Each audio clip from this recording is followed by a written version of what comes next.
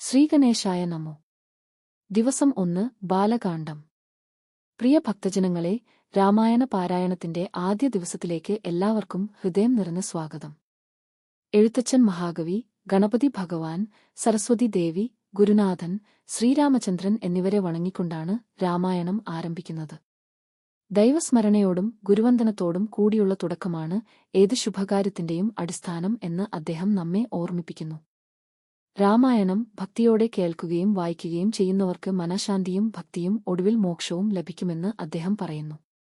തുടർന്ന് രാമായണത്തിന്റെ മഹത്വം വിവരിക്കുന്നു.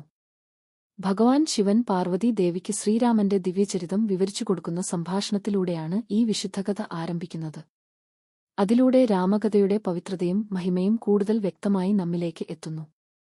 അടുത്തതായി ശ്രീരാമാവതാരത്തിന്റെ ലക്ഷ്യം വിവരിക്കുന്നു. രാവണന്റെ അതിക്രമങ്ങൾ കാരണം ഭൂമിദേവി ദുരിതത്തിലാകുന്നു. അവൾ ദേവന്മാരോട് സഹായം അഭ്യർത്ഥിക്കുന്നു. ദേവന്മാർ മഹാവിഷ്ണുവിനെ പ്രാർത്ഥിക്കുമ്പോൾ ധർമ്മം പുനഃസ്ഥാപിക്കാനും രാവണനെ വധിക്കാനുമായി താൻ ശ്രീരാമനായി അവതരിക്കുമെന്ന് ഭഗവാൻ ഉറപ്പുനൽകുന്നു. തിന്മ വർദ്ധിക്കുമ്പോഴെല്ലാം ധർമ്മത്തെ സംരക്ഷിക്കാൻ ഭഗവാൻ അവതരിക്കുന്നു എന്ന സത്യം ഈ ഭാഗം നമ്മെ പഠിപ്പിക്കുന്നു. ശേഷം അയോധ്യയുടെ മഹാരാജാവായ ദശരഥനെ പരിചയപ്പെടുത്തുന്നു. എല്ലാ ഐശ്വര്യങ്ങളും ഉണ്ടായിരുന്നിട്ടും സന്താനമില്ലാത്തതിന്റെ ദുഃഖം അദ്ദേഹത്തെ അലട്ടിയിരുന്നു.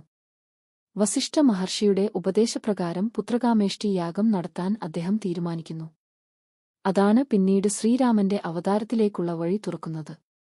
ഇന്നത്തെ ആത്മീയ സന്ദേശം: നമ്മുടെ എല്ലാ നല്ല പ്രവർത്തനങ്ങളും ദൈവസ്മരണയോടും ഗുരുവന്ദനത്തോടും കൂടി ആരംഭിക്കണം. തിന്മ എത്ര ശക്തമായാലും ധർമ്മത്തിന് ഒടുവിൽ വിജയം ഉറപ്പാണ്. വിശ്വാസവും ക്ഷമയും ഭക്തിയും നമ്മെ ഈശ്വരകൃപയിലേക്ക് നയിക്കുന്ന അമൂല്യഗുണങ്ങളാണ്. ശ്രീരാമ ജയരാം, ജയ ജയരാം. നാളെ 2ാം ദിവസത്തെ ബാലകാണ്ഡത്തിലെ പ്രധാന സംഭവങ്ങളുമായി വീണ്ടും കാണാം.